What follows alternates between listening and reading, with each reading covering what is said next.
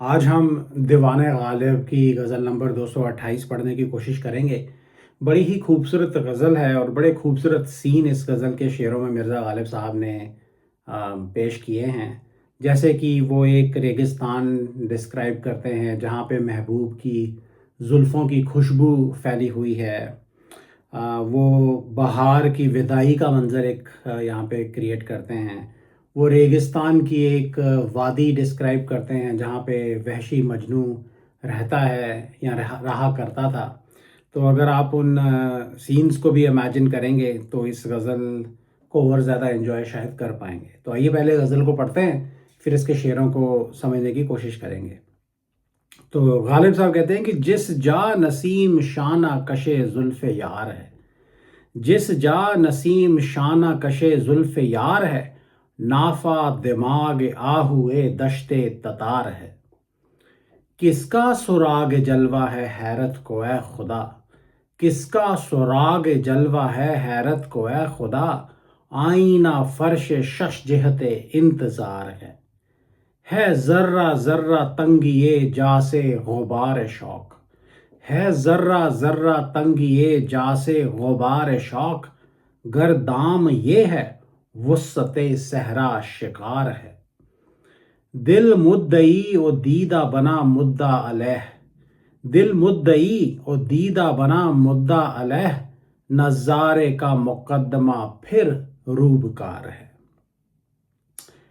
छिड़के है शबनम आईनाए बरगे गुल पर आब, छिड़के है शबनम आईनाए बरगे गुल पर आब, ए अंदलीब वक्ते विदाए बहार है। पच आ पड़ी है वादाए दिलदार की मुझे, पच आ पड़ी है वादाए दिलदार की मुझे, वो आए या ना आए पया इंतजार है। बेपर्दा सूए वादिए मजनू गुजर न कर, बेपर्दा सूए वादिए मजनू गुजर न कर, हर जर्रे के नकाब में दिल बेकरार है। ए अंदलीब यक कफे खस बहरे आशियां, ए अंदलीब यक कफे खस बहरे आशियां, तूफान आमद आमदे फसले बहार है। दिल मत गंवा खबर न सही सैर ही सही, दिल मत गंवा खबर न सही सैर ही सही, ए बेदिमाग आईना तिमसालदार है। गफलत कफील उम्र असद जामिन नशात, गफलत कफील उम्र असद जामिन नशात, ए मर्ग नागहां तुझे क्या इंतजार है। तो ये थी पूरी गज़ल। पहला शेर है कि जिस जा नसीम शाना कशे जुल्फ़ यार है, नाफा दिमाग आहुए दश्ते ततार है। जिस जा का मतलब है जिस जगह, in the place, in the region. नसीम सुहानी हवा को कहते हैं, सो ए प्लेजेंट ब्रीज। शाना शोल्डर को, कंधे को भी कहा जाता है। शाना कंघी को, कोम्ब को भी कहते हैं। शाना कश to pull like a comb, तो इफेक्टिवली कंघी करना, कंघी करने के प्रोसेस में बाल थोड़े खींचते भी हैं, तो शाना कश का मतलब है कंघी करना। जुल्फ़े यार, यार की, महबूब की या महबूबा की खूबसूरत जुल्फ़ या जुल्फ़ें। शाना कशे जुल्फ़े यार, तो महबूब की जुल्फ़ों की कंघी करती हुई। नाफा किसी तरह की थैली को, पाउच को कहा जाता है। यहाँ पे नाफा मुश्क की बात हो रही है, तो इट्स ए मस्क पाउच। ऐसी थैली जिसमें परफ्यूम या किसी तरह का कोई खुशबूदार सब्सटेंस रखा गया हो। ये मस्क डियर का ग्लैंड भी हो सकता है जहाँ जहाँ से खुशबू उभरती है। दिमाग तो आपको पता ही है यहाँ जिस सेंस में इस्तेमाल किया गया है कि दिमाग पे कोई चीज़ छा गई है या घमंड की वजह से किसी का दिमाग ख़राब हो गया है। ततार ये सेंट्रल एशिया का रीजन है जिसको अंग्रेज़ी में टेरिटरी कहा जाता है। रफली मंगोलिया और साइबेरिया का इलाका है जहाँ पे एक बहुत बड़ा रेगिस्तान भी है। तो दश्ते ततार का मतलब है ततार का रेगिस्तान, बड़ा फैला हुआ रेगिस्तान। आहू कहते हैं हिरन को, मस्क डियर को, कस्तूरी मृग को, कस्तूरी हिरन को आप आहू कह सकते हैं, जिसके ग्लैंड्स में से बड़ी स्ट्रांग मस्क की खुशबू आती है। दिमाग आहुए दश्ते ततार, तो ततार के रेगिस्तान के कस्तूरी हिरन का दिमाग माइंड और brain of the musk deer of the desert of Tartary. तो ये तो थे लफ्ज़। शेर है कि जिस जा नसीम शाना कशे जुल्फ़ यार है, नाफा दिमाग आ हुए दश्ते ततार है। यहाँ पे महबूब की खूबसूरत महकती हुई जुल्फ़ों की तारीफ़ की गई है, जिनकी खुशबू से सारा रेगिस्तान, सारा जहान महकता है। सारा आलम आशिक, यहाँ तक कि जंगली जानवर भी उस खुशबू में खो जाते हैं। फिर उन्हें किसी और चीज़ का ख्याल नहीं रहता। मंज़र ये है कि सुहानी हवा चल रही है और वो महबूब की खुली घनी जुल्फ़ों को ऐसे संवार रही है मानो उनमें कंघी कर रही है, और उन जुल्फ़ों की खुशबू लेके हवा पूरे रेगिस्तान में, पूरे आलम में फैल रही है। तो कहते हैं कि जिस जा नसीम शाना कशे जुल्फ़े यार है, कि जिस जगह, जिस इलाके में सुहानी हवा महबूब की जुल्फ़ों को कंघी बन के संवारती है या संवार रही है, वहाँ क्या होता है? नाफा दिमाग आ हुए दश्ते ततार है। तो ततार के रेगिस्तान के कस्तूरी हिरन का दिमाग एक नाफा है, एक खुशबू से भरी हुई या कस्तूरी से भरी हुई थैली है, या? तो इसमें वो ये कहने की कोशिश कर रहे हैं कि जनरली जो कस्तूरी से भरी हुई थैली है वो इस हिरन के शरीर में होती है। यहाँ पे वो कहते हैं कि उसका दिमाग खुशबू से भरी हुई थैली बन गया है, या? तो विच इज़ सिंबलिज्म को टू डिस्क्राइब के महबूब की जुल्फ़ों की खुशबू ऐसी रेगिस्तान में फैली है कि उस रेगिस्तान के हिरन का दिमाग इस खुशबू में पूरी तरह से खो गया है।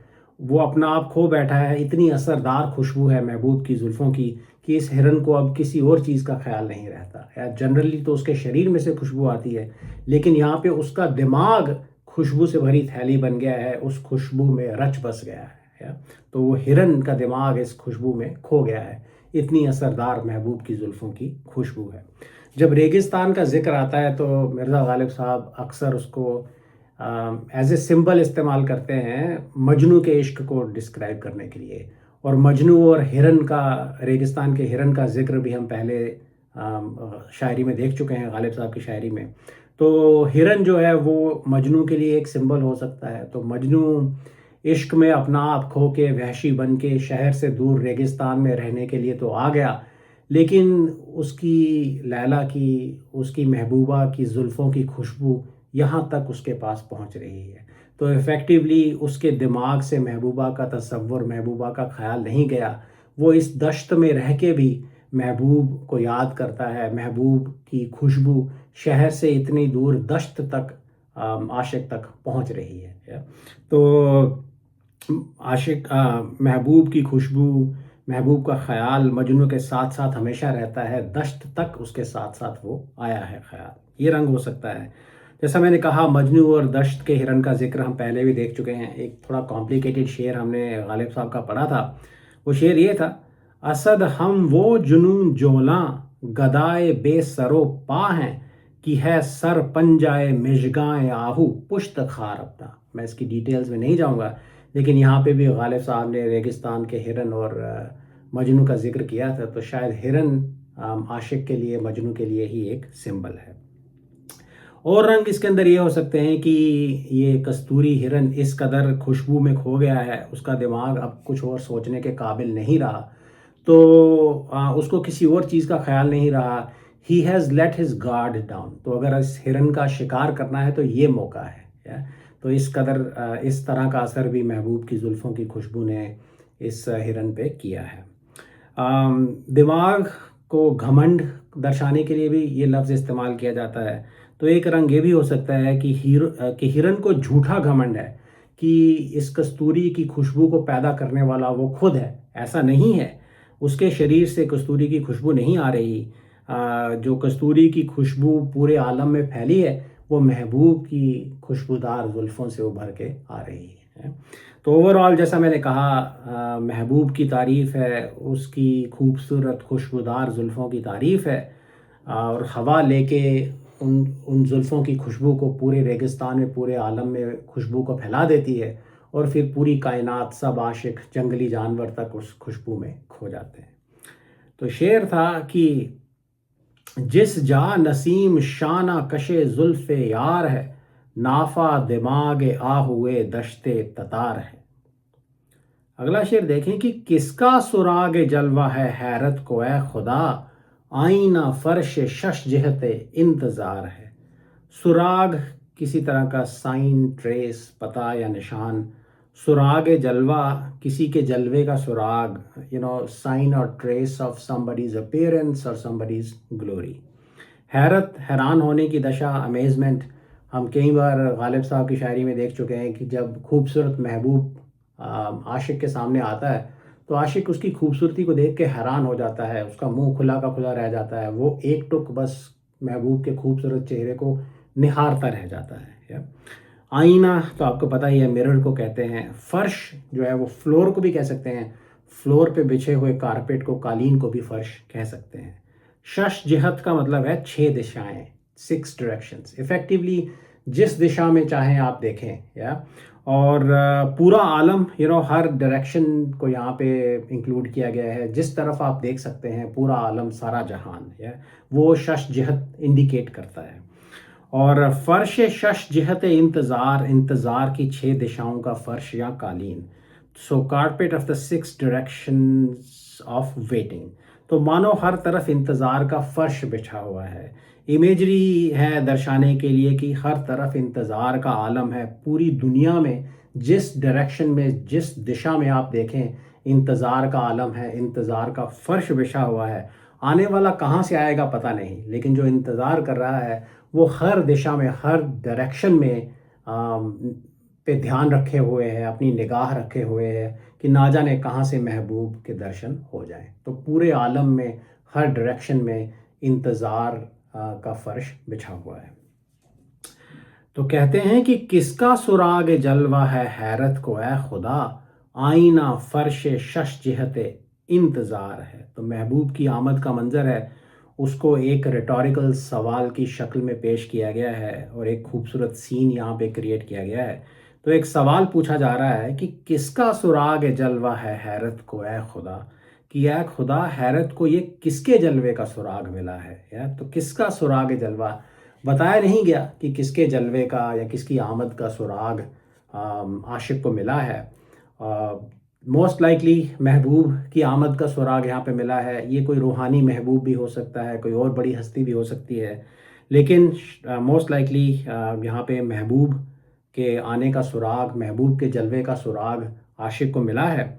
महबूब आया नहीं है, लगता है आशिक को कहीं से ये खबर मिली है, कोई साइन उसको दिखाई दिया है कि महबूब आने वाला है।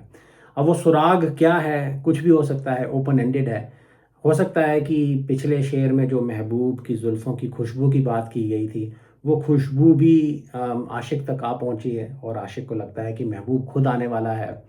ऐसा हो सकता है कि बहार का मौसम आया है और उसको लगता है कि महबूब चमन की सैर करने के लिए आएगा। कुछ इसी तरह का साइन हो सकता है। और जनरली आशिक खुद हैरान होता है महबूब को देख के। यहाँ पे उन्होंने हैरत की स्टेट को और एलिवेट कर दिया है, हैरत को पर्सोनिफाई कर दिया है। तो कहते हैं, टेक्निकली वो कहते हैं कि हैरत को सुराग मिला है किसी के आने का, या और आशिक और उसकी हैरत अलर्ट हो गए हैं, एक्साइटेड हो गए हैं, या और अब बस वो इंतज़ार कर रहे हैं कि कब इस महबूब के दर्शन हमें हों। तो कहते हैं कि किसका सुराग जलवा है हैरत को ए खुदा। और एक और रंग देखें, ऐसा लगता है कि जो इंसान सवाल पूछ रहा है वो खुद हैरान है, राइट। तो वो हैरानी की स्टेट में पूछ रहा है कि ए खुदा, ये हैरत को किसका सुराग जलवा मिला है? तो किसका सुराग जलवा है हैरत को ए खुदा, आईना फर्श शश जहते इंतज़ार है। तो ये सुराग मिलने की वजह से क्या हुआ है कि आईना, इंतज़ार की 6 दिशाओं का फर्श कालीन बना हुआ है, या फिर इंतज़ार की 6 दिशाओं का फर्श एक आईना है। दोनों बातें हो सकती हैं। जिस्ट इसका यह है कि हर दिशा, पूरे आलम में इंतज़ार का फर्श फैला हुआ है। आशिक और उसकी हैरत हर दिशा की तरफ ध्यान रखे हुए हैं, उतावले होकर इंतज़ार कर रहे हैं। अब आईना यहाँ पे क्यों बोला गया है? क्योंकि आईने में से किसी की रिफ्लेक्शन दिखाई देती है। वो इंसान आपको दिखाई ना दे या ना दे, लेकिन उसकी रिफ्लेक्शन आपको आईने में से दिखाई दे सकती है। तो आईना रूपी एक फर्श हर दिशा में फैला हुआ है। अगर कहीं से भी महबूब का जलवा दिखाई दिया, किसी एक आईने के टुकड़े में भी वो रिफ्लेक्शन दिखाई दी, तो ये पूरा आलम एक शीश महल जैसा एक्ट कर सकता है। तो फिर हर तरफ उस महबूब का जलवा दिखाई देगा, उसकी रिफ्लेक्शन दिखाई देगी। या इस तरह का कोई आलम भी हो सकता है। तो पूरी दुनिया में इंतज़ार का आलम फैला हुआ है। ये भी हो सकता है कि आशिक के दिल को भी आईना माना जाता है, जिसके अंदर महबूब के इश्क की रिफ्लेक्शन दिखाई देती है। तो ऐसा हो सकता है कि आशिक और उसकी हैरत खुद ही आईना है एक, या और उसके दिमाग में कभी महबूब का ख्याल आया या महबूब का की झलक उसको कहीं दिखाई दी, और फिर उसके बाद कभी दिखाई नहीं दी, और अब वो सारी ज़िंदगी इंतज़ार में बिता रहा है। जैसे मैंने कहा कि ये एक रूहानी महबूब भी हो सकता है, तो इसके अंदर एक स्पिरिचुअल रंग भी हो सकता है। हम दूसरी जगह देख चुके हैं कि गालिब साहब कहते हैं कि इस कायनात की हर चीज़ में बनाने वाले की स्पिरिचुअलिटी की झलक दिखाई देती है। या तो हो सकता है ये जो रूहानी आशिक है, उसको ये बात महसूस हुई है कि इस दुनिया रूपी आईने में हर तरफ जो रूहानियत का जो आईना फैला हुआ है, उसमें से उसको रूहानियत की झलक महसूस हुई। राइट, उसको लगता है कि जिस दुनिया को बनाने वाला खुद दिखाई नहीं देता, लेकिन उसकी छवि, उसकी रिफ्लेक्शन इस कायनात में दिखाई देती है। उसको ये बात महसूस हुई है, और अब वो हर तरफ इंतज़ार कर रहा है कि कहीं मुझे उस बनाने वाले के, उस डिवाइन महबूब के दर्शन हो जाए। तो ये रंग भी इसके अंदर हो सकता है। इफ़ेक्टिवली हर तरफ इंतज़ार का कालीन बिछा हुआ है, इंतज़ार का फ़र्श बिछा हुआ है। आशिक और उसकी हैरत महबूब का इंतज़ार कर रहे हैं। जब मैंने ये शेर पढ़ा तो मुझे एक दो शेर और याद आए। हसरत मोहानी की एक गज़ल के दो शेर मैं पढ़ता हूँ। तो वो शेर ये है कि अब तो उठ सकता नहीं आँखों से बारे इंतज़ार, किस तरह काटे कोई लैलो नहारे इंतज़ार, उनके ख़त की आरज़ू है उनकी आमद का ख़याल, किस कदर फैला हुआ है कारोबार इंतज़ार। तो कह रहे किस कदर देखें इंतज़ार का कारोबार फैला है। मिर्ज़ा गालिब के इस शेर में भी इंतज़ार का कारोबार हर तरफ फैला हुआ है। दाग दे देलवी साहब का एक शेर है कि जलवे मेरी निगाह में कौनो मकां के हैं। कौनो मकां मतलब संसार, ये दुनिया। जलवे मेरी निगाह में कौनो मकां के हैं, मुझसे कहाँ छुपेंगे वो ऐसे कहाँ के हैं। उसी तरह आशिक भी कोशिश कर रहा है कि महबूब कहीं उससे छुप ना जाए, कि किसी तरफ से भी महबूब का जलवा दिखाई दे, वो उसको कैप्चर करना चाहता है। तो शेर ये था कि किसका सुराग जलवा है हैरत को ए खुदा, आईना फर्श शश जिहते इंतज़ार है। अगला शेर देखें कि है ज़र्रा ज़र्रा तंगी ये जा से गुबार शौक, गर दाम ये है वुस्सते सहरा शिकार है। ज़र्रा रेत के मिट्टी के कण को, सैंड पार्टिकल को कहा जाता है। ज़र्रा ज़र्रा, हर एक ज़र्रा, यहाँ पे बहुत सारे रेत के कणों की बात हो रही है। एक बार फिर एक सहरा, एक रेगिस्तान का मंज़र यहाँ पे गालिब साहब ने क्रिएट किया है। तंगी ये जगह की तंगी, नैरोनेस और टाइटनेस ऑफ स्पेस। या तो जब तंगी की बात की जाती है, तो गालिब साहब अपनी शायरी में अक्सर आशिक के तंग दिल की बात करते हैं, जो कि शौक की वजह से, पैशन की वजह से, इश्क के दुख सहता सहता तंग होता जाता है, या? और अपने आप में ढुकता जाता है। गुबार धूल को या डस्ट क्लाउड को कहा जाता है।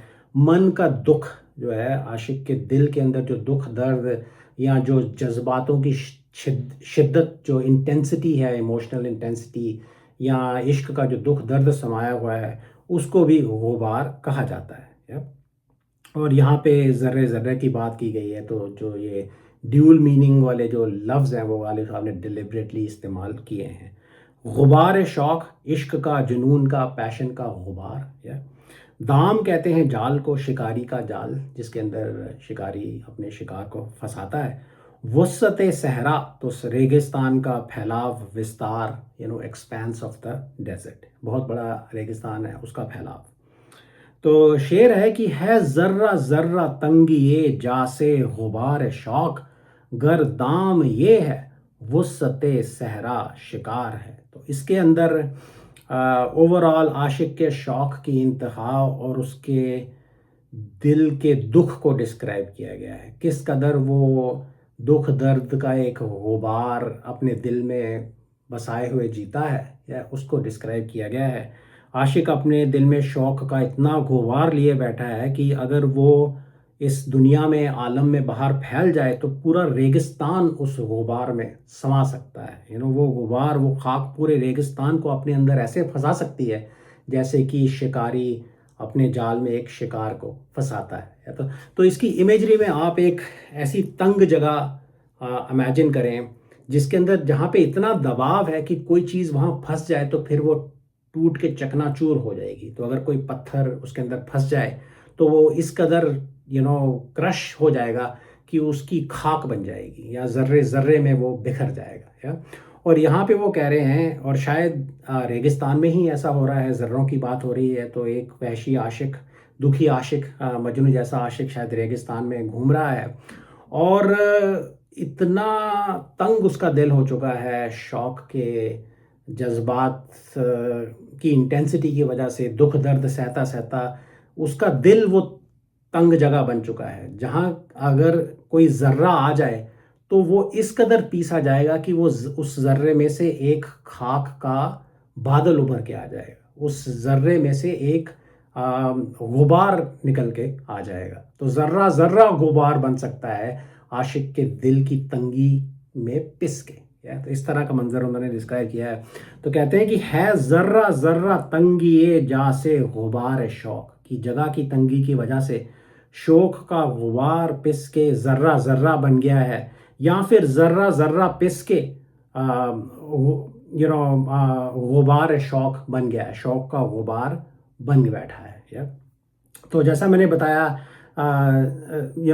तंगी ये जगह किस चीज़ की है, राइट। तो गालिब साहब की इमेजरी में दुख सहता सहता आशिक का दिल यहाँ पे बहुत तंग हो चुका है। It has become narrow and constricted. या और इस दिल के अंदर अगर ज़र्रा ज़र्रा फंस जाए रेगिस्तान का, तो वो फिर एक गुबार बन सकता है। और वैसे भी आशिक अपने दिल के अंदर शौक़ का गुबार लिए बैठा है।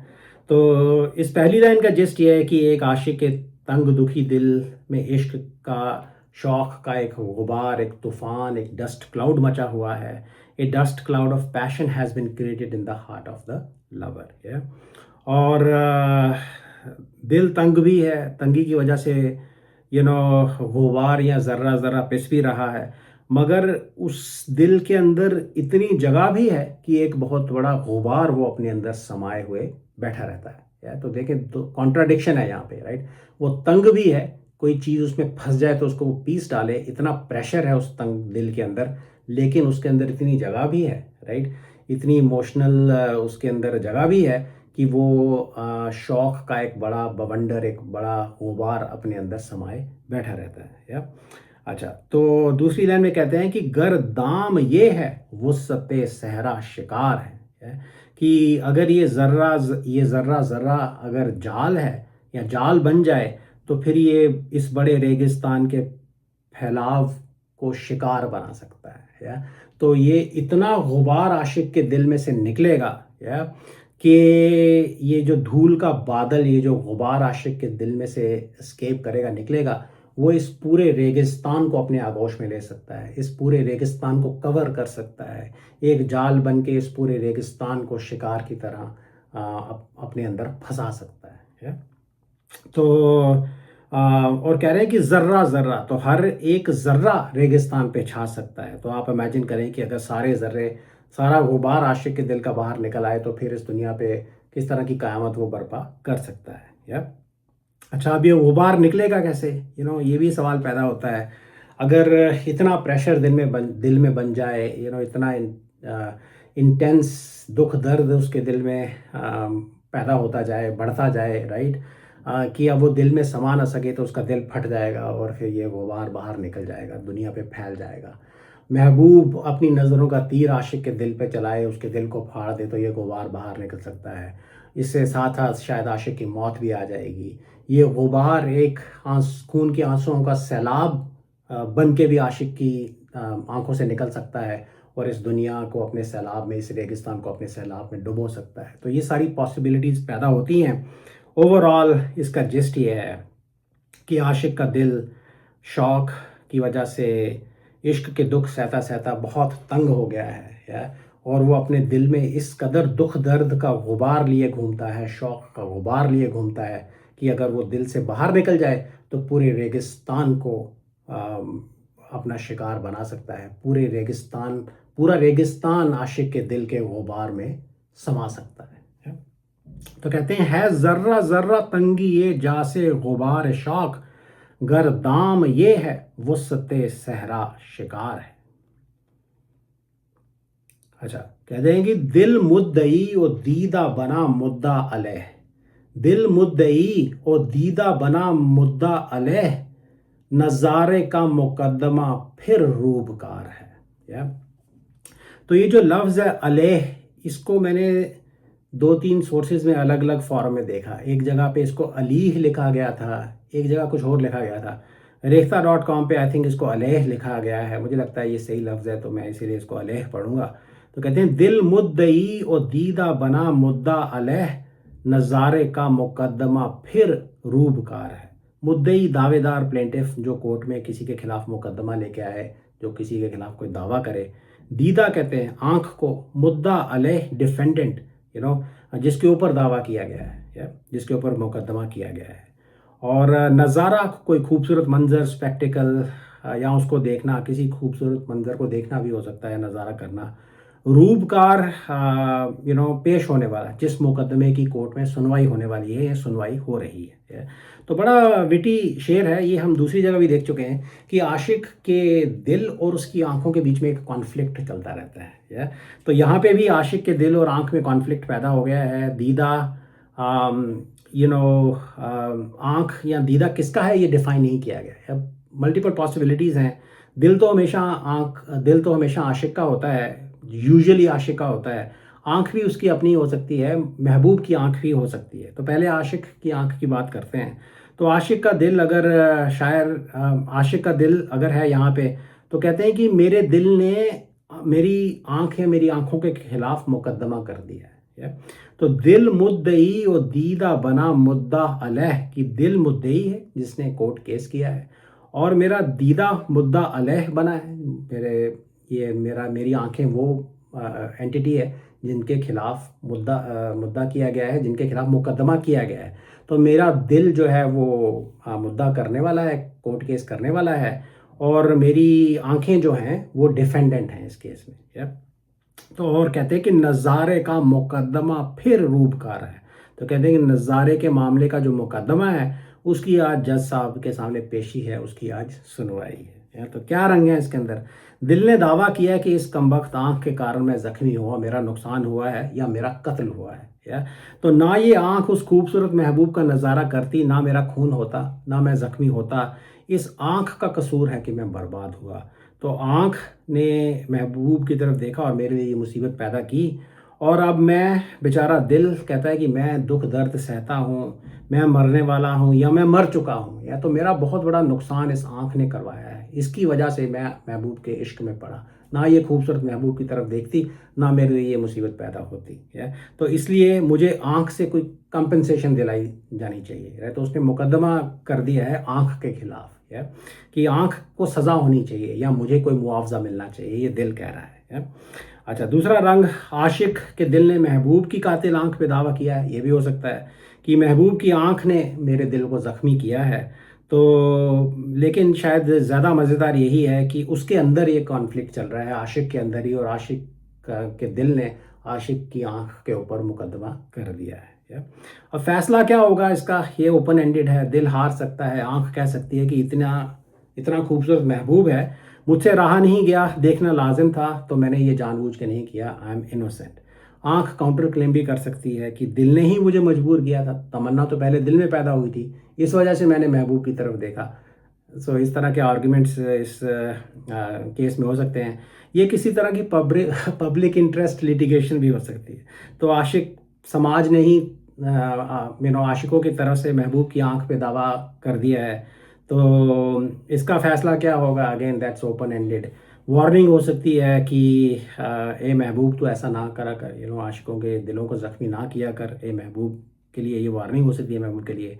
तो महबूब को कंपनसेशन देनी पड़ेगी, ये भी हो सकता है कि आशिकों को अब भरपूर दर्शन उसको देने पड़ेंगे महबूब को, या तो आशिकों को मौका दिया जाएगा कि वो महबूब का भरपूर दिल भर के नज़ारा करें, ये हो सकता है। पब्लिक वार्निंग हो सकती है कि आशिकों बच के रहो वरना तुम्हारा दिल भी मारा जाएगा। तो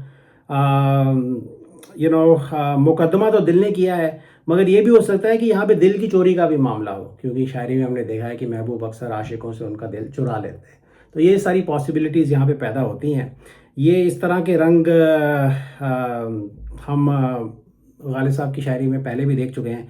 एक शेर हमने पढ़ा था कि दिलो मिशगां का जो मुकदमा था आज फिर उसकी रूबकारी है। तो एक बार फिर यहाँ पे दिल और जो पलकें हैं उनका मुकदमा चल रहा था। एक बड़ी मशहूर गज़ल है जिसका पहला शेर ये है कि मुद्दत हुई है यार को मेहमा किए हुए, जोशे कदह से बज़्म चरागां किए हुए। इस गज़ल में भी एक शेर है कि बाहम दिगर हुए हैं दीदा दिलो दीदा फिर रकीब, बाहम दिगर हुए हैं दिलो दीदा फिर रकीब, नज़ारा ओ ख़याल का सामा किए हुए। तो यहाँ पे दिल और जो दीदा जो आँख है वो एक दूसरे के रकीब, एक दूसरे के दुश्मन हुए बैठे हैं, राइवल्स हुए बैठे हैं इश्क में।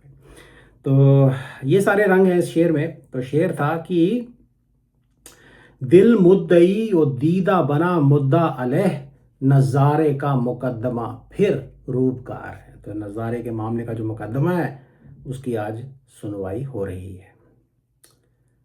छिड़के है शबनम आईनाए बरगे गुल पर आब, छिड़के है शबनम आईनाए बरगे गुल पर आब, ए अंदलीब वक्ते विदाए बहार है। शबनम कहते हैं ओस को, ड्यू को। बरगे गुल, गुलाब का पत्ता, leaf of the rose plant. आईना ए बरगे गुल, तो गुलाब के पत्ते का आईना। आब कहते हैं पानी को।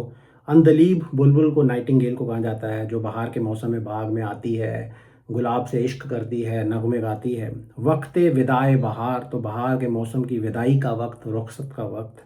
Time for the spring to leave, right, time to bid farewell to the season of spring. तो बहार का मौसम ख़त्म होने वाला है, so it's a very sad scene. उसको बड़ी खूबसूरती से यहाँ पे दर्शाया गया है। जहाँ जब बहार आई थी तो अपने साथ चमन में हरियाली लेके आई थी, बागों में खूबसूरत गुलाब के फूल खिले थे, और बुलबुल भी गुलाब में बाग में आई थी महबूब से, अपने गुल से इश्क करने के लिए, महबूब के लिए, गुलाब के फूल के लिए, खूबसूरत नगमे गाने के लिए बुलबुल भी बहार के साथ साथ इस चमन में, इस बाग में आई थी। अब बहार जा रही है और बहार की विदाई का वक्त है, गुलाब के फूल मुरझाने वाले हैं, और बुलबुल को भी कहा जा रहा है कि बहार जा रही है, अब तेरा भी जाने का वक्त आ गया है, तू भी अब यहाँ से जा, क्योंकि अब तेरा यहाँ पे क्या काम, क्योंकि बहार तो चली गई, तेरा महबूब तो चला गया यार। तो इस शेर के कॉन्टेक्स्ट में एक रस्म बताई जाती है। शायद ईरान के रीजन में कोई एक रस्म हुआ करती थी कि जब कोई सफ़र पे निकलता था तो मुसाफिर जो था उसके तो एक आईने पे या मुसाफिर की पीठ पे एक आईना रख के उसके ऊपर पानी छिड़का जाता था, या so that was a way to bid him farewell and to wish him safe journey. या इसी रस्म की इमेजरी को यहाँ पे इस्तेमाल किया गया है। तो गालिब साहब अक्सर इस तरह की रस्मों की इमेजरी इस्तेमाल करते हैं। अब ये एक्चुअल रस्म है कि नहीं, it that's besides the point, right. तो जो दीवान गालिब का पहला शेर है उसके अंदर भी वो उन्होंने एक कागज़ी है पैराहन हर पै करे तस्वीर का, तो कागज़ी पैराहन की बात की गई है। कुछ लोग कहते हैं कि ऐसी कोई रस्म ईरान में नहीं थी। अब इस शेर के कॉन्टेक्स्ट में जो पानी छिड़कने की रस्म है, क्या वो एक्चुअल रस्म है कि नहीं, बिसाइड्स द पॉइंट, राइट। उनकी इमेजरी में ये रस्म एग्जिस्ट करती है कि कोई इंसान जा रहा है तो उसकी ये पीठ पे आईना रख के उसके ऊपर पानी छिड़का जाता है टू बिड हिम फेयरवेल। तो यही रस्म यहाँ पे गालिब साहब ने शेर में मेंशन की है। तो कहते हैं कि छिड़के है शबनम आईना आए बरगे गुल पे आप, कि शबनम गुलाब के पत्ते के आईने पे पानी छिड़क रही है। ए अंदलीब वक्ते विदाए बहार है, कि ए अंदलीब, ए बुलबुल, ये बहार की विदाई का वक्त है, बहार के जाने का वक्त आ गया है। अब ना बहार रहेगी, ना तेरा महबूब गुल रहेगा, तेरा महबूब चला जाएगा तो तेरा यहाँ क्या काम, तुम्हें भी अब यहाँ से जाना होगा, चले जाना चाहिए। या तो रंग देखें एग्जैक्टली कौन सा वक्त है। ओस ओस गुलाब, जो पानी है वो तो बहार की मौजूदगी को दर्शाती है। तो अगर ओस भी है और गुलाब के फूल भी खिले हुए हैं तो शायद बहार अभी है, यहाँ पे मौजूद है चमन में। पर हम देख चुके हैं कि बहार के आते ही उसकी रुखसत का सिलसिला भी शुरू हो जाता है। तो गुलाब के फूल की ज़िंदगी बहुत छोटी होती है। तो जैसे ही वो खिलता है और उसका खिलना उसके मुरझाने के प्रोसेस की भी शुरुआत होती है, राइट।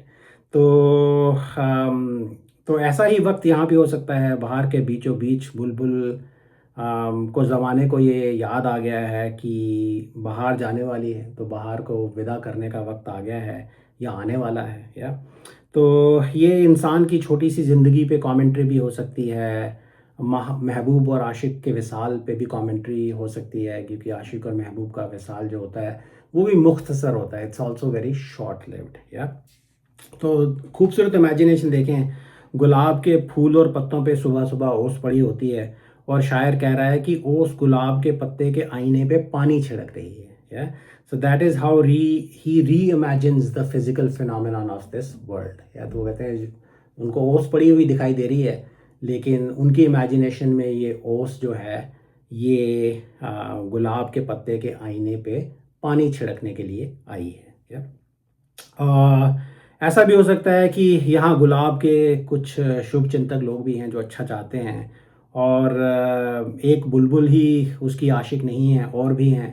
तो ओस भी चाहती है कि गुलाब का फूल जो है वो अ, हम अपने सफ़र या बहार अपने सफ़र के जो जिस अगले पड़ाव पे जा रही है वहाँ पे ठीक ठाक वो पहुँच जाए, राइट। तो बहार का अगला पड़ाव क्या होगा, बहार के बाद तो खिज़ां आती है। So it's open ended, but anyways they are wishing the season of spring well, right. तो वो इमोशन यहाँ पे है।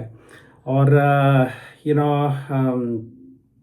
और ये भी हो सकता है कि यहाँ पे जो बुलबुल है उसको याद दिलाया जा रहा है कि बहार ख़त्म होने वाली है। जब बहार थी तो वो नगमे गाती गाती भूल गई इस बात को। वो गुलाब गुल के इश्क में इस तरह खो गई कि उसको ये बात भूल गई कि बहार ख़त्म भी होगी, फूल मुरझाएंगे भी। या तो उसको याद दिलाया जा रहा है कि ए अंदलीब वक्ते विदाए बहार है, या कि ये बहार के जाने का मौसम, बहार के जाने का वक्त आ गया है। या और जैसा मैंने कहा विदाई तो हो रही है, तो मगर सफ़र के का अगला पड़ाव जो है बहार के लिए वो क्लियर नहीं है। It's open ended, but it is such A sad open ended picture. या और इसी तरह का एक शेर हमने गज़ल नंबर 187 में भी पढ़ा था, जहाँ पे वो कहते हैं कि आगोश गुल कुशूदा बराए विदा है, ए अंदलीब चल की चले दिन बहार के। या तो यहाँ पे भी बहार की विदाई की बात की जा रही थी। तो इस शेर में वो कहते हैं कि छिड़के है शबनम आईनाए बरगे गुल पर आब, ए अंदलीब वक्ते विदाए बहार है। अगला शेर देखें कि पच आ पड़ी है वाद आए दिलदार की मुझे, वो आए या ना आए पर यहाँ इंतज़ार है। पच का मतलब है किसी बात का मान रखने की ज़िद, इस शेर के कॉन्टेक्स्ट में। तो पच आ पड़ी है का मतलब है किसी बात का मान रखने की ज़िद आपने कर ली है, या फिर आपकी मजबूरी भी हो सकती है। कभी कभी आपको पता होता है कि कोई बात आपको नहीं करनी चाहिए, मगर आप अपने असूलों की वजह से, अपनी आदत की वजह से, अपना फ़र्ज़ निभाने के लिए उस बात को करने पे मजबूर हो जाते हैं। You have no other option, right. तो उसको आप कह सकते हैं कि पचा पड़ी है। दिलदार जिसके पास आपका दिल हो, इफ़ेक्टिवली महबूब। वादाए दिलदार, दिलदार का वादा। यहाँ का मतलब है यहाँ। या तो कहते हैं कि पच आ पड़ी है वादाए दिलदार की मुझे, वो आए या ना आए पर यहाँ इंतज़ार है। या तो आशिक की मजबूरी है महबूब के झूठे वादों पे एतबार करना और हर हाल में महबूब का इंतज़ार करना। या तो महबूब आए या ना आए, आशिक इंतज़ार करके सच्चे आशिक होने का फ़र्ज़ हमेशा निभाता रहता है, राइट। ये उसकी मजबूरी है, ये कि वो सच्चे आशिक होने का फ़र्ज़ हमेशा निभाता रहेगा। महबूब झूठे वादे करे, आए या ना आए उसको फ़र्क नहीं पड़ता है। तो कहते हैं कि पच आ पड़ी है वादाए दिलदार की मुझे। या तो गालिब साहब शायर आशिक कह रहा है कि मुझे दिलदार का, महबूब के वादे का मान रखने की ज़िद आ पड़ी। या तो यहाँ मेरा फ़र्ज़ बन गया है वादे का मान रखना। वो आने का वादा करे और मैं एतबार ना करूं, और उसके वादे को भुला दूं, इंतज़ार ना करूं, ऐसा नहीं हो सकता। पच आ पड़ी है वाद आए दिलदार की मुझे, वो आए या ना आए पर यहाँ इंतज़ार है। कि वो आए या ना आए मगर यहाँ इंतज़ार है, इंतज़ार रहेगा। मैं हर हाल में महबूब का इंतज़ार करता रहूँगा, चाहे वो आए या ना आए। या मैं सच्चा आशिक हूँ, महबूब का इंतज़ार करना मेरा फ़र्ज़ है और इस फ़र्ज़ को मैं हमेशा हर हाल में निभाता रहूँगा।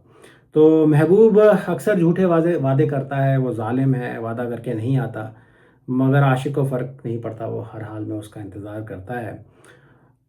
महबूब ने वादा किया, बेचारा आशिक इसी में खुश है कि उसको कुछ तवज्जो तो मिली और अब सारी ज़िंदगी बस वो उसका इंतज़ार करेगा।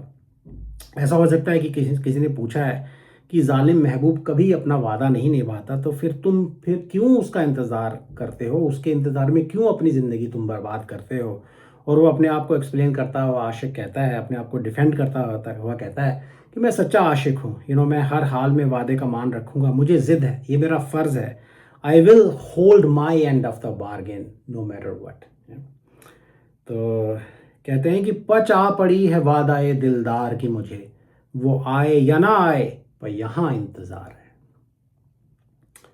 तो अगला शेर बड़ा खूबसूरत है। कहते हैं कि बेपर्दा सूए वादिए मजनू गुजर ना कर, हर जर्रे के नकाब में दिल बेकरार है। बेपर्दा विदाउट ए वेल, बिना पर्दा किए हुए, वादी मजनू, रेगिस्तान की वो वादी जहाँ मजनू वहशी बन के रहता था या रहता है। सूए वादी मजनू के बीच से, through the valley of Majnu.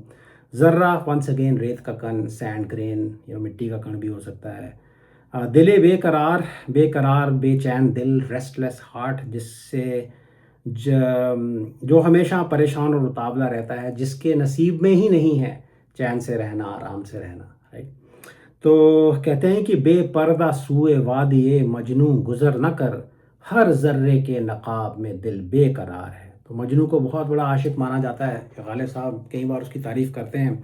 तो अपने इश्क में उसने अपना सब कुछ निछावर कर दिया था। इश्क का दर्द सहता सहता वो वहशी पागल हो गया था और कपड़े फाड़ के शहर से दूर रेगिस्तान में, दश्त में रहने के लिए चला गया था।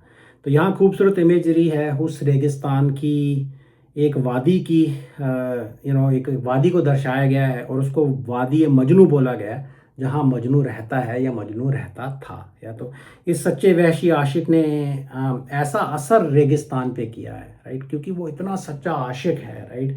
वो इस कायनात पे भी असर कर सकता है, इस रेगिस्तान पे, इस वादी पे जहाँ पे वो रहता है, इसको भी वो इन्फ्लुएंस करता है। So it is a force of nature, right. The love of the mad lover Majnu in this case is a force of nature. तो ऐसा असर उसने रेगिस्तान पे किया है कि कि उसका बेकरार तड़पता हुआ दिल अब इस रेगिस्तान के ज़र्रे ज़र्रे में बसता है। या तो यहाँ ज़र्रे ज़र्रे में अब एक बेकरार दिल है। तो मजनू अपना बेकरार दिल यहाँ पे लेके आया था। उसने ऐसा असर उसके इश्क ने, उसके दुख दर्द इस रेगिस्तान पे किया है कि अब इसके ज़र्रे ज़र्रे में एक बेकरार दिल बसता है। मजनू जैसा एक बेकरार दिल बसता है। या तो ज़र्रे को पर्सोनिफाई भी किया गया है, जिसके अंदर एक बेकरार दिल, रेस्टलेस हार्ट अब बसता है। तो ना सिर्फ मजनू इश्क में बेकरार है, बल्कि पूरा रेगिस्तान का ज़र्रा ज़र्रा अब लैला का आशिक है और मजनू के जैसे इश्क के गम सहता है। इश्क के दुख दर्द को, इश्क की शिद्दत को एक्सपीरियंस करता है। क्या क्या खूबसूरत सीन है। तो सच्चे आशिक का इश्क ऐसा असर रखता है कायनात पे। या तो मजनू ने पूरे रेगिस्तान को अपने इश्क के, अपनी बेकरारी के रंग में रंग दिया है। तो कहते हैं कि बेपर्दा सूए वादी है मजनू गुजर न कर, कि मजनू की वादी के बीच से बेपर्दा तू मत गुजर। या हर जर्रे के नकाब में दिल बेकरार है, क्योंकि यहाँ हर जर्रे के नकाब में एक बेकरार दिल है। नकाब में क्यों बोला गया कि ये जर्रे नहीं है, हर जर्रे के पर्दे में एक बेकरार दिल है, ये हो सकता है। या फिर ये ज़र्रे एक पर्दे में अपने दुखी दिल को छुपाए हुए हैं, छुप छुप के दुख सहते हैं, अपने दुख पे पर्दा डाले हुए हैं, ये बात भी हो सकती है। अब ये किसको कह रहे हैं कि बेपर्दा यहाँ से मत गुजरो? शायद लैला को कह रहे हैं, जो कि सोशल प्रोटोकॉल की वजह से हमेशा पर्दे में रहती थी, कि "ए लैला, बेपर्दा होके तू यहाँ से ना गुज़र", ना सिर्फ यहाँ मजनू बसता है, ज़र्रे-ज़र्रे में मजनू के दिल जैसा एक बेकरार दिल बसता है। उनसे सहन नहीं होगा कि तू यहाँ से बेपर्दा होके बेपर्दा होके यहाँ आए और यहाँ से गुज़र जाए। या तो ये उनके लिए जुदाई का मंज़र होगा और उनसे ये सहन नहीं होगा, वो बेचारे और तड़पेंगे, ज़र्रा-ज़र्रा इस वादी का तड़पेगा। मजनू तो तड़पेगा ही, लेकिन ज़र्रा-ज़र्रा इस वादी का तड़पेगा। तो उन पे रहम खा, बेपर्दा होके यहाँ से मत गुज़र। या वो दिल बहुत दुखी होंगे, उनका ख़्याल कर और पर्दे में रह के चुपचाप यहाँ से गुज़र जा, उनको डिस्टर्ब मत कर। या ये एक वार्निंग का रंग भी हो सकता है, क्योंकि मजनू वहशी था, राइट? तो तेरे हुस्न को देख के वो सारे ज़र्रे जो हैं वहशी हो जाएंगे, पूरा रेगिस्तान वहशी ना कहीं बन जाए और फिर तेरे लिए मुसीबत खड़ी हो सकती है। या तो उनको परेशान मत कर, उनको डिस्टर्ब मत कर। और देखें, हो सकता है कि मजनू मर चुका है, और फिर भी उसकी प्रेजेंस यहाँ के ज़र्रे ज़र्रे में है, तो पूरा आलम "ऐ लैला तुझसे इश्क करता है", उन पे जुल्म मत ढा, and effectively his presence can still be felt in this valley. और पर्दा करना मॉडेस्टी की, रिस्पेक्ट की निशानी भी हो सकती है। तो हो सकता है प्रेजेंट टाइम की बात है, लैला मजनू का ज़माना गुजर चुका है, मजनू जो है मर चुका है, लेकिन मजनू की खाक इस रेगिस्तान में घुल मिल गई है। तो अगर आप किसी की कब्र के पास जाएं तो you will show some level of respect. या तो यहाँ पे पर्दा करके जाना रिस्पेक्ट करने की, इज्जत करने की सेंस में इस्तेमाल किया गया है, ये भी हो सकता है। तो कह रहे हैं कि सच्चे आशिक का दिल यहाँ की खाक में मिला हुआ है, यहाँ की खाक में बसा हुआ है। और क्योंकि यहाँ पे मजनू रहा करता था, वो मर के इसी खाक में मिल गया है। तो यहाँ से गुजरना है तो पर्दा करके मॉडेस्टी से निकलो, रिस्पेक्ट शो करो। या तो इस खाक को डिस्टर्ब मत करो, ये एक मुकद्दस जगह है। तो ये रंग भी इसके अंदर हो सकता है। देखें क्या खूबसूरत सीन उन्होंने क्रिएट किया है। कहते हैं, बेपर्दा सुए वादिए मजनू गुजर न कर, हर जर्रे के नकाब में दिल बेकरार है। अगला शेर देखें, ए अंदलीब यक कफ़े खस बहरे आशियाँ, तूफ़ान आमद आमदे फसले बहार है। तो एक पहले जो हमने शेर पढ़ा था उसमें बहार की विदाई हो रही थी, यहाँ पे बहार के आने की बात हो रही है। लेकिन इन एनी केस बाहर जाए या बाहर आए, आशिक के लिए, बेचारे के लिए मुसीबत ही पैदा होती है। या तो अंदलीब बुलबुल को, नाइटिंगेल को कहते हैं, जो कि गुल से इश्क करती है। यक कफ एक मुट्ठी भर, ए हैंडफुल, खस तिनको कहते हैं, ड्राई ग्रास और स्ट्रॉ, जिनसे कि बुलबुल अपना आशियाना, अपना घोंसला बनाती है। बहरे आशियाँ, आशियान या घोंसले के लिए, फॉर ए नेस्ट। कफ़े खस बहरे आशियाँ, तो घोंसले के लिए, आशियाँ के लिए, आशियाने के लिए मुट्ठी भर तिनके। या आमद किसी का आना, अराइवल। फसले बहार, बहार का मौसम, सीजन ऑफ स्प्रिंग टाइम। तो कहते हैं कि ए अंदलीब यक कफ़े खस बहरे आशियाँ, या कि ए बुलबुल, आशियान के लिए एक मुट्ठी भर तिनके। क्यों बोला जा रहा है? तिनके इकट्ठे करने के लिए बोला जा रहा है, वार्निंग दी जा रही है। कई रंग इसके अंदर हो सकते हैं। और दूसरी लाइन में कहते हैं कि तूफ़ान आमद आमदे फसले बहार है। बुलबुल को कह रहे हैं कि आशियान के लिए एक मुट्ठी तिनके इकट्ठे कर ले, क्योंकि बहार के मौसम की आमद, ये जो क्योंकि बाहर ये जो तुझे तूफ़ान दिखाई दे रहा है, सुनाई दे रहा है, ये बहार के मौसम की आमद का तूफ़ान है। बहार के मौसम की आमद का तूफ़ान बाहर मचा हुआ है। ये जो आमद का तूफ़ान, शोर मचा हुआ है, धूम मची है, ये बहार के आमद के लिए मची है। बहार की आमद का तूफ़ान है ये। तो आलम में एक्साइटमेंट है, एक तूफ़ान की तरह बहार का मौसम आने वाला है। बारिश का तूफ़ान भी हो सकता है, जो अपने साथ बहार लेके आएगा, हरियाली लेके आएगा। बाग में गुल खिलेंगे, जिनसे फिर बुलबुल इश्क करेगी। तो पहली लाइन के अलग अलग जो इसकी टोन में से जो रंग निकलते हैं वो देखते हैं। एक वार्निंग का, डांट का रंग हो सकता है कि एक मुट्ठी भर तिनके भी तू इकट्ठे ना कर पाई वक्त में, क्योंकि घोंसला जो है वो सूखी घास के तिनकों से बनाया जाता है। और जब बहार तूफान बन के आएगी तो हर तरफ हरियाली होगी या बारिश होगी, सूखे तिनके तुझे नहीं मिलेंगे। तो फिर अपना आशियाना, अपना घोंसला तो किससे बनाएगी? या तो अभी मौका है, तिनके इकट्ठे कर ले, या ये हो सकता है। और और अगर बुलबुल बाग में उड़ती फिरेगी, आशियाना नहीं होगा, तो शिकारी उसका शिकार भी कर सकता है, राइट। तो अगर उसके पास एक घोंसला होगा तो वो उसकी सिक्योरिटी से चुपचाप अपने महबूब के दर्शन कर सकती है, राइट। तो उसको कहा जा रहा है कि मौका है, तिनके इकट्ठे कर ले, या और घरौंदा बना ले, आशियाना बना ले, या और डांट के रंग हो सकते हैं कि क्या तुझसे एक मुट्ठी भर तिनके भी ना जुट जुट पाए, तू एक तिनके भी, मुट्ठी भर तिनके भी ना इकट्ठे कर पाई, या फिर बस एक मुट्ठी भर तिनके ही तुम्हें मिले, इससे तो कुछ नहीं होगा, राइट। तारीफ का रंग भी हो सकता है कि क्या कमाल है, एक मुट्ठी भर तिनके से ही तुमने इतना खूबसूरत घर बना लिया, ये भी हो सकता है, राइट। मदद करने का रंग हो सकता है कि ये लो एक मुट्ठी भर तिनके और अपना घोंसला बना लो, या और यू नो लेकिन ओवरऑल आई थिंक वार्निंग का रंग है, बाहर आ जाएगी तो तुम्हारे लिए मुश्किल होगी। और जैसा मैंने कहा कि बाहर आएगी, ये खुशी का मौसम होगा, मगर आशिक के लिए बाहर का मौसम भी मुश्किलें पैदा करता है, राइट। तो अगर वो if the lover is not careful, तो यहाँ पे वो अपना वक्त गवा देगी, अंदलीब बुलबुल घर नहीं बनाएगी, तो फिर बाहर के मौसम में उसके लिए बहुत मुसीबत होगी। या तो कह रहे हैं कि अभी वक्त है, राइट, तिनके चुन के अपने लिए एक आशियाना बना लो, राइट। तो आई थिंक मेरे ख्याल से जस्ट यही है कि बाहर तो आएगी, लेकिन उसके साथ साथ आशिक के लिए मुसीबतें भी पैदा हो सकती हैं। ए अंदलीब यक कफ़े खस बहर आशियाँ, तूफ़ान आमद आमदे फसले बहार है। दिल मत गवां खबर न सही सैर ही सही, ए बेदिमाग आईना तिमसालदार है। तो आई थिंक दूसरे शेर के अंदर हमने आईने का जिक्र देखा था। आई थिंक उसी थीम को यहाँ पे थोड़ा और एक्सपेंड किया गया है। दिल मत गवां, उदास मत हो, मायूस मत हो, डोंट बी डिसअपॉइंटेड।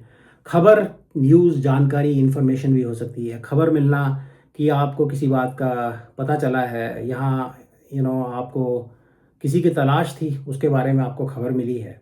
सैर कहते हैं some kind of stroll, amusement, बाग की सैर, चलते चलते खूबसूरत नज़ारे को, इस दुनिया को इंजॉय करना, कायनात का लुत्फ़ उठाना, या बेदिमाग जिसका दिमाग ना हो, बुरे स्वभाव वाला, या जो किसी बात से फ्रस्ट्रेटेड हो, some kind of a bad tempered person, या आईना, मिरर को, तिमसालदार जिसमें तस्वीर हो, कोई इमेज हो, या किसी तरह की रिफ्लेक्शन जिसके अंदर हो, या तो कहते हैं कि दिल मत गवा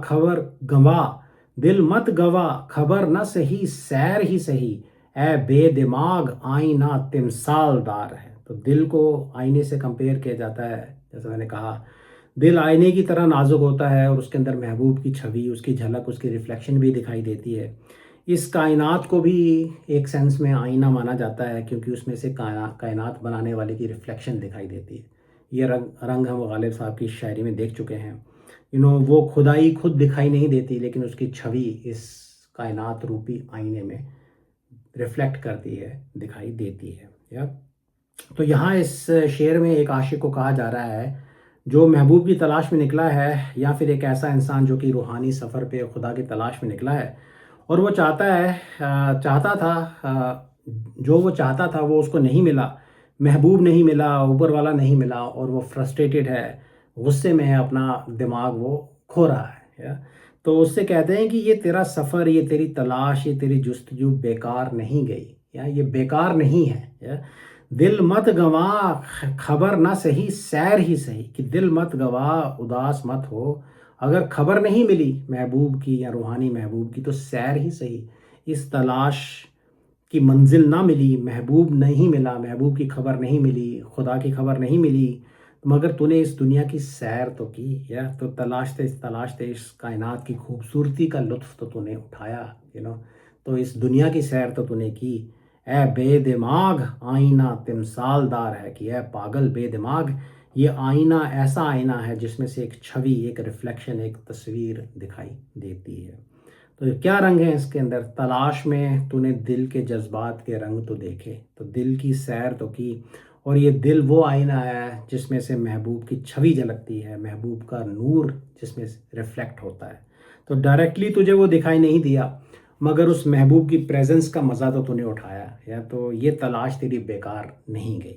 सो he is trying to console him and trying to tell the lover or to himself that your search has not gone waste.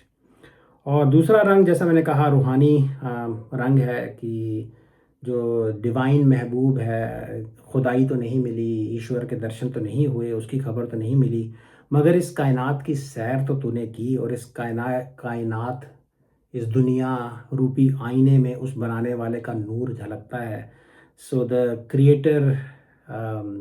Creation reflects the presence of the creator. या तो ये तो तूने महसूस किया, तुम्हें लगता है कि तुमने नहीं किया मगर तूने किया है, राइट. तो इस कायनात की सैर के प्रोसेस में तूने उस डिवाइन महबूब की रिफ्लेक्शन को देखा है. तो तेरा ये सफ़र, तेरी ये तलाश बेकार नहीं की, इसलिए नहीं गई, इसलिए तुम अपना दिल मत गंवाओ, उदास और निराश मत हो. या तो ये शेर पढ़ते पढ़ते मुझे एक शेर याद आया.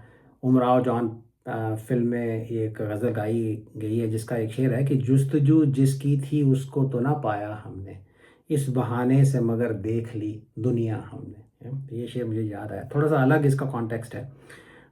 तो बट इफ़ेक्टिवली वो कह रहे हैं कि जो तुझे चाहिए था, जो महबूब तुझे चाहिए था, अगर उसकी खबर नहीं मिली तो भी ये तेरी तलाश बेकार नहीं गई. तो अपना दिल तुम मत गवा, दिल मत गवा, खबर ना सही सैर ही सही, ए बेदिमाग आईना तिमसालदार है.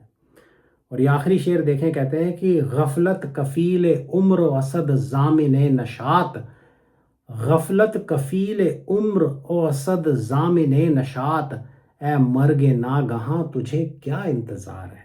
या तो गफलत कहते हैं इग्नोरेंस को, बेपरवाही, बेखबरी, सीरियसली किसी चीज़ की परवाह नहीं करना, अपनी मस्ती में टाइम बिता देना. कफ़ील उम्र, pledge of a lifetime, सारी उम्र की कसम, सारी उम्र की जिम्मेदारी. तो आपने सारी उम्र कुछ करने की कसम खा रखी है, किसी चीज़ का ज़िम्मा आपने उठा रखा है.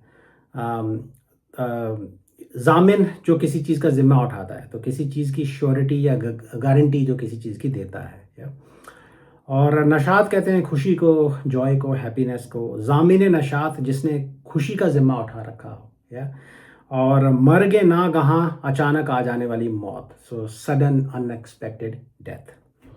तो शेर है कि गफलत कफील उम्र असद ज़ामिन नशात, ए मर्गे नागहां तुझे क्या इंतज़ार है. असद मिर्ज़ा गालिब का तखल्लुस है. अच्छा, तो कहते हैं कि है इंसान, एक इंसान जो कि गफलत की, बेपरवाही की ज़िंदगी जीता है, और जिसने कसम खाई है कि मैं सारी ज़िंदगी गाफिल बन के जीऊँगा, कोई रिस्पॉन्सिबिलिटी नहीं लूँगा, कोई प्रोडक्टिव काम काज नहीं करूँगा, उसने ये कसम खा रखी है. और वो बस हमेशा सारी ज़िंदगी ऐशो इशरत में डूबा रहता है. उसको ये याद तक नहीं रहता था कि एक दिन मौत आएगी. या तो फिर मौत अचानक आ जाती है, उसको पता नहीं चलता कब आ गई. तो इम्प्लीकेशन ये है कि उसकी ज़िंदगी बेकार चली गई और अच्छा नहीं हुआ. या तो ही वॉज नॉट प्रोडक्टिव, और he did not achieve anything meaningful और anything spiritual in his life, and then he suddenly died. या और यहाँ टोन से ऐसा लगता है कि गालिब साहब अपनी ज़िंदगी को कोस रहे हैं. तो इसके अंदर एक सेल्फ रिप्रोचमेंट का रंग है, राइट, कि मैंने बेकार ज़िंदगी जी है, मैंने सारी ज़िंदगी ऐशो इशरत में डूबा रहा, तो कोई वैल्यूएबल काम मैंने अपनी ज़िंदगी में, प्रोडक्टिव काम अपनी ज़िंदगी में नहीं किया, राइट. ऐसा भी हो सकता है कि the tone is not so negative. तो मजाक मजाक में वो कह रहे हैं कि भाई इतनी ऐश कर ली, अब तो मैं मरने को तैयार हूँ, मगर मौत भी नहीं आती. या अच्छा, तो एक बड़ा मशहूर गालिब साहब का शेर है कि मरते हैं आरज़ू में मरने की, मौत आती है पर नहीं आती. उसी तरह का रंग इसके अंदर है कि मैं इतना दुखी हूँ कि अब मैं चाहता हूँ कि मौत आ जाए ताकि मैं मौत की चैन की नींद सो सकूँ, मगर बदनसीबी देखो मौत भी नहीं आती, या फिर पूरी मौत भी नहीं आती. और वो मौत को कह रहे हैं कि तुझे अब किसका इंतज़ार है, तो आती क्यों नहीं. तो कहते हैं कि गफलत कफ़ील उम्र असद ज़ामिन नशात, कि गफलत मेरी ज़िंदगी, सारी ज़िंदगी की कसम है, कसम रही, मैंने सारी ज़िंदगी गफलत में गुजारने की कसम खाई. या और मैं नशात का, खुशी का, ऐशो इशरत का ज़िम्मेदार हूँ. मैं सारी ज़िंदगी ऐश करता रहा, मैंने ऐश करने का ज़िम्मा उठा रखा था. या शराब पी, ऐश की, कोई प्रोडक्टिव काम नहीं किया, इबादत भी नहीं की, तो ऐसे इंसान को तो अचानक मौत आ जानी चाहिए। फिर मेरे साथ ऐसा क्यों नहीं होता? या तो मेरे कर्मों का फल तो यही होना चाहिए। या मगर ए मर्गे नागहां तुझे क्या इंतज़ार है? तो मौत से कह रहे हैं कि ए अचानक आ जाने वाली मौत, अब तुझे किसका इंतज़ार है? तू आती क्यों नहीं? मैं मरना चाहता हूँ, तुम क्यों नहीं आती? या तो इसका जवाब क्या है? कोई जवाब नहीं है। दुख भरा रिटोरिकल सवाल हो सकता है। अम, या फिर जवाब ये है कि मौत अभी उसको और तड़पाना चाहती है, कर्मों का और फल उसको देना चाहती है। पॉजिटिव रंग भी हो सकता है कि अभी और गफलत के मज़े, मौत कह रही है कि मौत चाहती है कि अभी तो और ऐशो इशरत के मज़े उठा, अभी तेरा टाइम नहीं हुआ। लेकिन नेगेटिव रंग शायद ज़्यादा प्रोमिनेंट है कि वो मरना चाहते हैं, वो इस ज़िंदगी की कैद से आज़ादी चाहते हैं, लेकिन ऐसी बदनसीबी है कि उनको मौत भी नहीं आती। या तो मौत का इंतज़ार कर रहे हैं, आती नहीं। कैसे आएगी बुलाने पे? क्योंकि वो तो अचानक आ जाने वाली मौत है। या तो आपके स्केड्यूल पे वो नहीं आएगी, थोड़ी आएगी, राइट? तो ये रंग भी हो सकता है। तो ओवरऑल एक नेगेटिव रंग है। शायद अपनी ज़िंदगी को कोस रहे हैं, बेकार बता रहे हैं, चाहते हैं मौत आ जाए, और बदनसीबी ऐसे कि मौत भी नहीं आती। गालिब साहब ने 1863 में एक ख़त किसी को लिखा है, और उसके अंदर उन्होंने इस शेर को भी कोट किया है कि अब मैं बूढ़ा हो चुका हूँ। ये 1857 के रिवोल्ट के बाद का टाइम पीरियड भी था, उम्र भी उनकी काफ़ी हो चुकी थी, और काफ़ी गरीबी का सामना भी उनको करना पड़ रहा था। तो शायद वो अपनी ज़िंदगी से बहुत दुखी हैं और चाहते हैं कि मौत आ जाए, लेकिन बदनसीबी ऐसी कि मौत भी नहीं आती। तो शेर है कि गफलत कफ़ील उम्र वसद ज़ामिने नशात, ए मर्ग नागहां तुझे क्या इंतज़ार है? तो ये थी पूरी गज़ल। I hope it made some sense. Thank you.